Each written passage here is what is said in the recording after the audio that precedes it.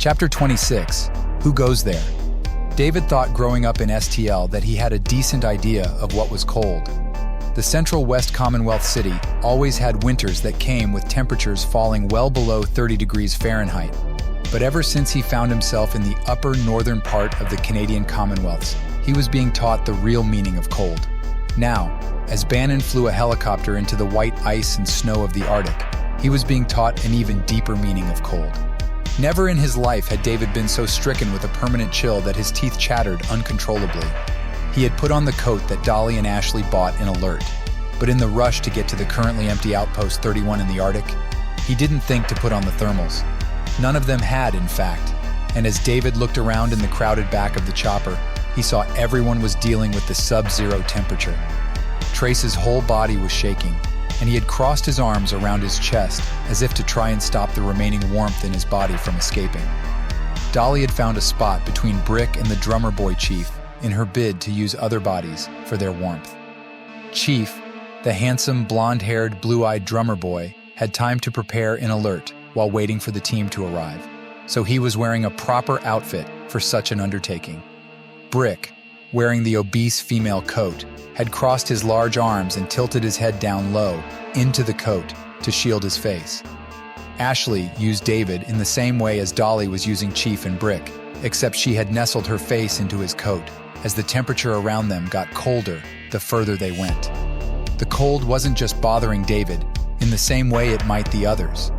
The stump on his left arm where his hand was once attached was giving him a new type of bone-aching pain. What was even worse was the feeling that his fingers were going numb, and there was nothing he could do to alleviate this.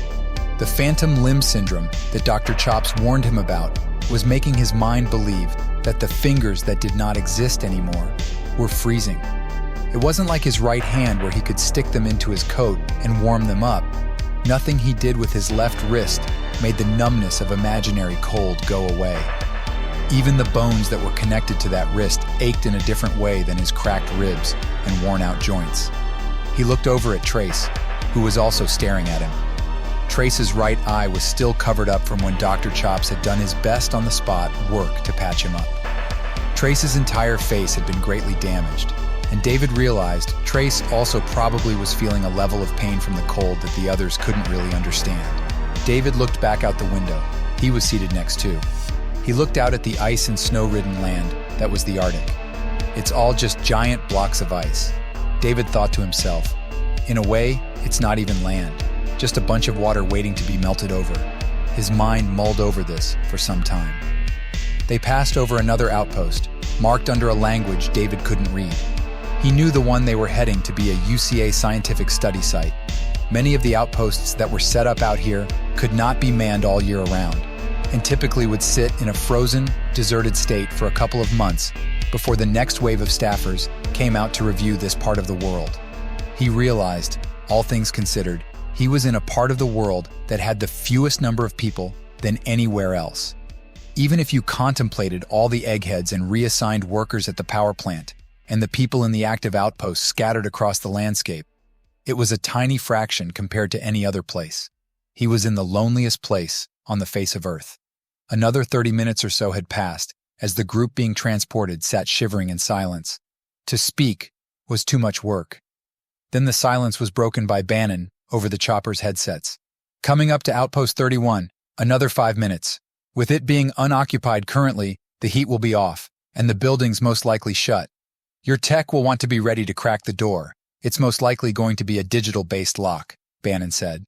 David looked over at Trace, who was rolling his left eye as he took his arms away from his chest and pulled out his laptop from his bag. It was going to be vital for all of them to get inside as quickly as possible and start the generators. Too long in this cold and frostbite could set in. David couldn't afford to lose any more limbs. He looked out the window again to see a small structure coming closer as they moved forward. It was an off-white building, and he wondered if maybe over time it had changed to this slightly dirty-looking color. As they got within the landing area of the building, Bannon slowed down and stopped moving forward. He began to lower the chopper. Once they hit the frozen snow, Trace put his hood on and zipped his coat as high up as it could go. He hopped out and made a break for the main entrance of the structure. David decided this was something Trace shouldn't have to do alone, and hopped out to join him. As his feet hit the surface of the snowy ice surface, he felt himself nearly slip as his balance waned. He was tired again, and he even considered the idea of possibly taking a crank-up pill to get his head in the game. He began to rush towards the same door as Trace had, who had a decent head start on him. The wind whipped the exposed part of his face, and it gave his cheeks a stinging sensation. David did his best to try and run up to the building and catch up to Trace, but he found it to be so bone-chilling cold that his feet began to feel as though they were going numb too. Once he got to the door, Trace was typing on his laptop with a cable hooked from his machine to a small port on the door's ID panel. Foofa fucking stupid idea, man. Fucking stupid. Trace was grumbling once David got up next to him. Once we get in, we just gotta turn on the generator, David said between chattering teeth. He felt something wet hit his upper lip, and he rubbed his right hand up against it to find his nose was running from the chill. Yeah, and once we do that how long for the damn thing to heat everything up? Trace asked as his fingers typed. God damn it! Trace yelled suddenly. My fucking fingers are numb, I can't focus. Trace stopped for a moment, closing his one working eye and taking a breath. Then he opened his eye and began to type slower, trying to be more methodical in his work. As David stood there with him, he looked over at the helicopter still running, with a herd of people hoping the door would be opened soon. Just then, David heard a sound go off, indicating that Trace had hacked the digital lock system and gaining them access. David looked back at the lock panel and saw that the once red light had flipped over to green, but the door had not opened. The door's iced up. I can't budge it myself, Trace said as he stepped away from the door. Together, David and Trace attempted to move the frozen door open, but had no such luck. The sound of the chopper suddenly turning off caught David's attention as he turned his head to see what was happening. The others were all now coming towards them. Brick was moving the slowest. We got an issue, boys, Bannon said as the group moved towards them with the bags. What issue is that? Asked David with annoyance. This door was plenty of an issue already. Storm will be rolling through in the next 10 minutes, projected to be about an hour or so before it drops back down to something safe enough for flight, Bannon replied. Here, let's get that door opened and get these people warmed up before it blows through. Although Brick was oddly moving slower than everyone else, he was the most useful when he did, in fact, get to the door. The giant man took a deep breath and flexed his fingers on both hands before slamming them against the metal door frame of the entrance structure. Ice cracked and fell off the door from the power of his slam. From there, the rest of them could pry open the door. Once inside the dark building, Bannon produced a flashlight and flashed it down a hallway, then back to the group. Hacker, you got any idea where the generator is in this building?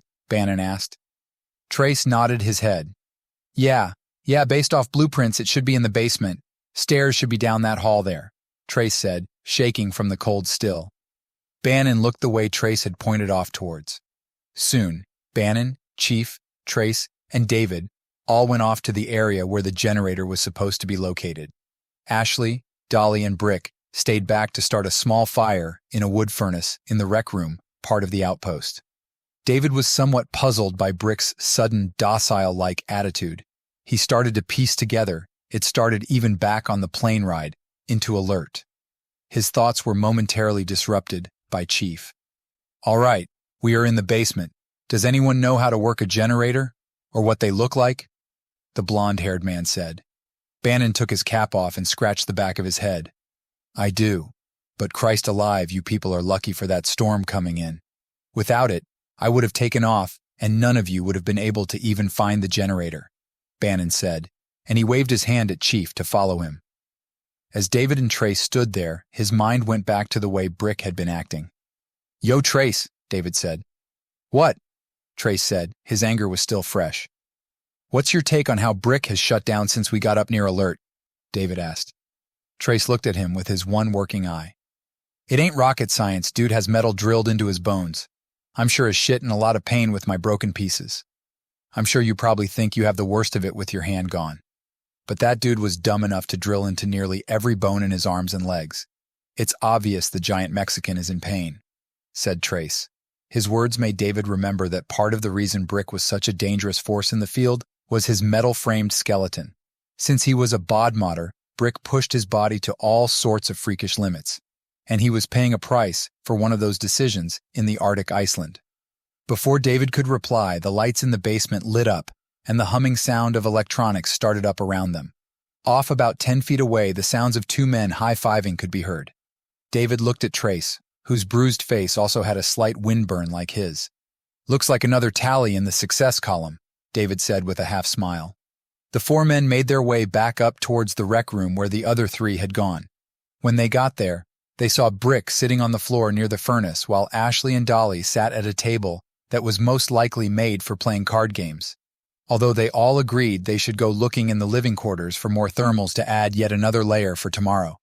They all rested for a moment in the rec room while they warmed up from the trip.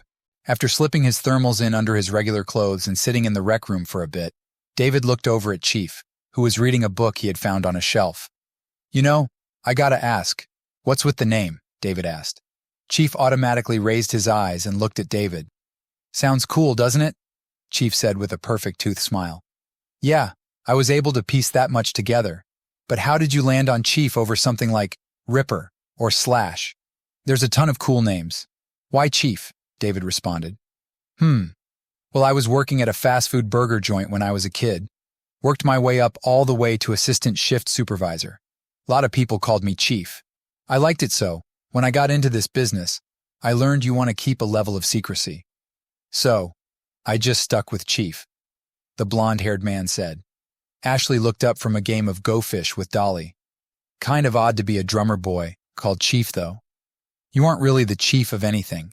You just run around getting information out to people for a price," Ashley said. Chief let out a dry chuckle.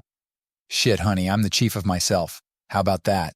If you need it to make sense, so bad apply that logic to it," Chief said. Trace, who was working on the headset cams for the mission, looked up.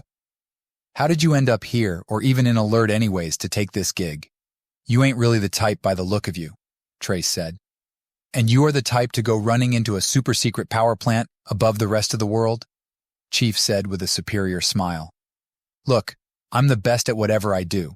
I heard through the grapevine this whole thing was going to happen. If all I have to do is sit here in this cozy, quiet outpost and wait for the information you guys are getting to upload into that little device you have there and get to take credit for a possible power plant job, why wouldn't I?" David couldn't see the error of his logic. In the short time they had been in each other's space, he could tell Chief had that kind of over-the-top, vain impression of himself. By taking this job, he stood to gain a lot and lose nothing but time. If it worked, he would be a legend in the drummer boy ranks as well as with the organization. All he had to do was sit here and watch the data stream in. Trace had that annoyed, tired look on his face. "Uh-huh. Well, listen up, legend. I'm going to explain something about this little device. It's a data stream and storage unit. When the light is blinking red like it is right now, means nothing is being sent to the device," Trace said.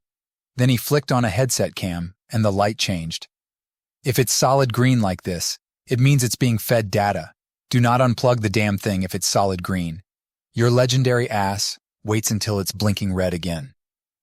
He finished. Chief just nodded his head and went back to reading as if what Trace said bored him. Bannon, who had been looking out one of the windows at the snowstorm, turned to face the group. "This storm is bound to let up soon. When it does, I'm gone. I will wait an alert for 2 days. After the second day, I will be back here, right here, at Outpost 31 for pickup. If you are not here when I get here, then you won't be getting back on my chopper. It's as simple as that. Even for you, Dolly," Bannon said. Although, when he said Dolly's name, his features grew softer, like a concerned parent, hoping that what he just said wouldn't come to pass. She raised her hands in understanding. I get it. Don't worry, I'll be here. Hopefully with some good news too," she said with a smile. But Bannon didn't smile back. "I don't know if I would say anything coming out of a place like that will be good news," Bannon replied. After a few hours, the storm had died down enough that Bannon felt it was safe to pilot the chopper again. They all watched as he started up the engines, the blades came to life, and then he lifted up and began to drift off in the direction they had come from. At this point, they all felt warmer. Even Brick had retained some of his former terrifying demeanor, and they began to look for any other warm clothing left over at the outpost. They eventually found a storage room where additional items, including extra or old thermal clothing, had been stored. Everyone except for Brick was easy to outfit with an extra pair. For Brick, everything was on the verge of ripping if he moved too much one way or another. They decided this would have to do, and that he simply would wear the triple extra-large thermals they bought in Alert over the smaller-sized versions from this outpost. Once they got back into the rec room, they agreed to take a small nap. Waking up from the 4-hour nap was not something David was ready to do. His body was still trying to deal with his lost hand, and the pain from the healing process was taking a large toll on his energy levels. He knew he would have to take another dose of crank-up right before they hit the power plant. Trace huddled everyone together to go over the tech specs. "It's nearly the same setup as before," he started. "Decade-old military-grade headset cams that have a video and audio streaming option that we will use to send here. My laptop will be with me. I will attempt to open the power plant, if it is even a real thing. Then we will download every little piece of juicy, dirty secrets they have in that place," Trace said, but David had to interrupt quickly. "Trace, it would sound better and cleaner if you said, every little juicy, dirty secret they have. What you said sounded kinda clunky, like you can't speak real well. You know what I'm saying?" David said. Ashley and Dolly both did that girly turn their heads to hide smiles and laughs. Chief let out that dry chuckle of his as he showed his white-toothed smile. Brick's expression didn't change once. Trace looked at David with his one working eye and his mouth hanging open slightly. "When this shit's done, I'll go ahead and get a fucking tutor so your smug ass can shut the fuck up. How about that?" Trace said, twisting his angry face into a fake smile. Trace then set the storage and streaming device up on the card table in the rec room and gave each of them their headsets. When they landed, while Trace and David had gone off to the door, Ashley had spotted 4 all-terrain enclosed tractor-like vehicles. They were planning to use those for the next portion of the mission to NP1. They stepped outside, everyone wearing double sets of thermals, their street clothes with basic assault protection gear like bulletproof vests and their heavy-duty coats. Each of the transporters could hold 2 people per vehicle. Brick was going to follow along in one by himself to avoid even more cramped conditions. David and Ashley had initially planned on driving together, but Trace jogged up as they were beginning to head off. "Hold on," Trace said. David and Ashley looked up, puzzled looks on their faces. "You two will have plenty of alone time when this is done. I'll ride with Nash on this one. It may be one of the last gigs we ever do together."